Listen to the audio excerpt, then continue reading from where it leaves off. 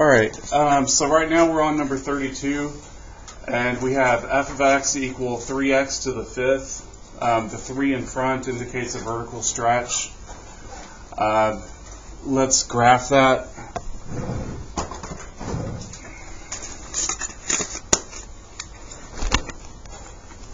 So remember, you can go to New Document,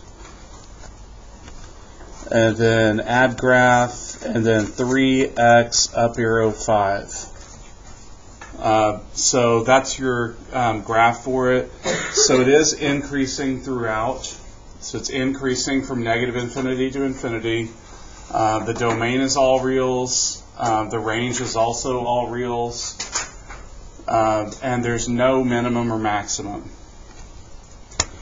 Now this part you don't have to write, but basically it says, well, you do have to write the odd part, but you don't have to write this other part.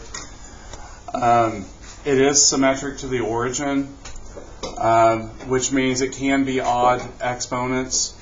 Now remember, if there's a horizontal shift, it won't be odd. Same thing with the vertical shift. And then I just also have an example with the sine function, which you may remember from geometry. It's wavy, and it goes through the origin. It's in diagonal quadrants. So even though sine doesn't have an exponent that's odd, it's still an odd function. And then 1 over x doesn't even go through the origin, but it's still symmetric to the origin. So the main thing is like symmetric to the origin when it's odd. Even can be when it's even exponents, and it works even when you have a vertical shift. It's symmetric to the y-axis. And cosine is another trig function that is actually symmetric to the y-axis, as well as even an absolute value function, which is turned upside down. That's negative absolute value of x minus 2. So those are just examples. Okay, so there's number 32. Any questions? So the main things to write are the function and this box and odd. Okay, 36. So on this function we have f of x equal x plus 2 to the fourth power minus 3. So I'm going to graph that.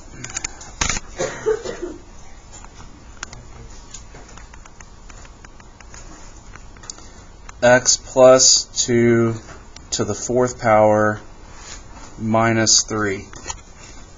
Okay, so that looks like that. Remember, if you want to move something, it has to have an open hand, and then you push down and then move it. You can kind of figure out the minimum from just looking at the equation, but if you'd rather do it from the analyzed graph, you can definitely do that. So we do number 6 and do minimum because it's a low point, and you can go between here and there. And again, we can move it if we want to, and that's negative 2, negative 3. So the thing to remember is if it's x plus 2, it's going to go left. That's inside parentheses. And then the minus 3, which is outside, means shift it down. So we have our minimum is negative 2, negative 3. Our domain is all reals, or you could put the fancy R. It's a 1 or an I with the R in front of it. Then as far as the range, what you do for the range is you look at the y coordinate for the minimum, and it's from that point up. So if you're doing inequalities, like with less thans and greater thans, y greater than or equal to negative 3. And then if they wanted it as intervals, then it's a bracket negative 3 because it includes it, because it was greater than or equal to, and then you put comma infinity. And just over to the side, I put some extra stuff. If it's domain and range, make sure you pay attention to whether it's brackets or parentheses. But on increasing and decreasing, it's always parentheses. And increasing and decreasing always relates to x, not y. So we talked about the minimum, the domain and range. The increasing is this part. So like from that part up, it's tilting that direction, and so that's kind of like positive slope. So the right side is up. So you look at your x coordinate, which is -2, and you say -2, comma, infinity. And then your decreasing part is from -infinity to -2. So for your increasing and decreasing, it relates to x, not y. Any questions? Okay. And then this is an example that is neither. It's neither even nor odd.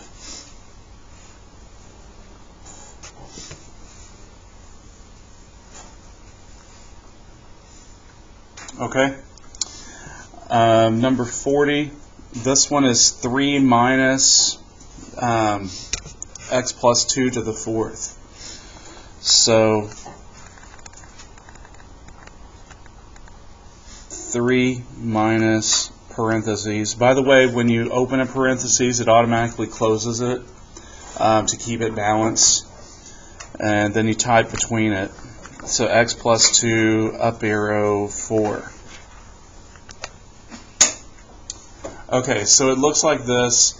Now, what I have written is think negative x plus 2 to the 4th plus 3. You don't have to rewrite it that way if you don't want to. But the reason I was saying think about it that way is because it's going to be down, it's a 4th power, and then it's up 3. So it's down, concave down, basically. Concave is, like, you know, the curvature. And then because of the plus 2, it's left 2, and then it's up 3. So that's the features or characteristics of it. So this one, we reflect across the x-axis because of the minus sign in front. We go left 2 and up 3. So those are the transformations.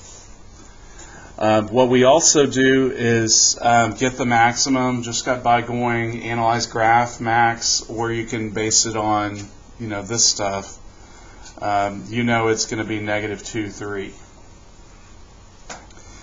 And then the domain, it's as wide as you want. Don't try to limit it like from -5 to 0, because if you change your window, it's going to keep on getting wider and wider.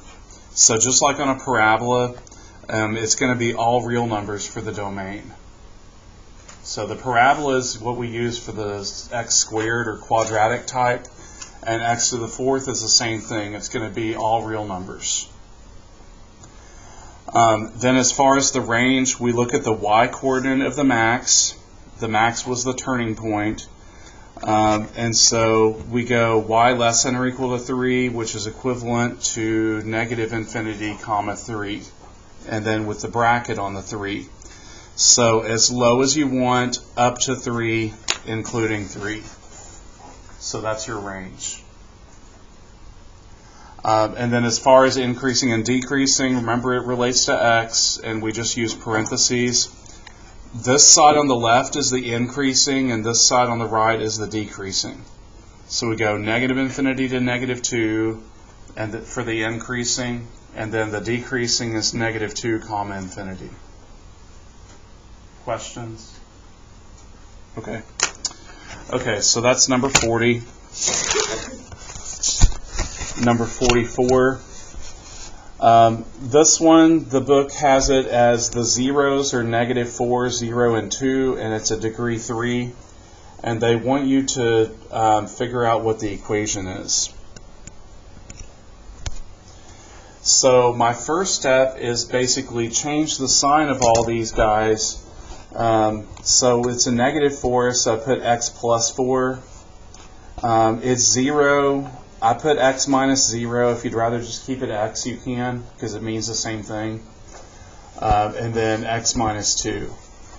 The thing about this type problem is they do want you to expand it. So the first thing I did is I multiplied x out. So when you do that, I use the first two terms. So I got x squared plus 4x. And then after you do that, then you multiply the x minus 2. Don't make the mistake of multiplying x by the x plus 4 and the x minus 2. That's like extra. You don't want to do it twice. Bless you. So then you just use FOIL, first times first, so that'd be x squared times x, then x squared times negative 2, 4x times x, and 4x times negative 2. So that gives you this, which is x cubed minus 2x squared plus 4x squared minus 8x. Then I put a little box around, bless you, I put a little box around my like terms and combined them. Remember your coefficients, negative 2 plus 4, so it gives you 2. And so we get x cubed plus 2x squared minus 8x. And that's your answer. Now, a little note here, the A would be 1 in Math Excel, the B is 2, and the C is negative 8. So the constant, well, the coefficients are what's in front.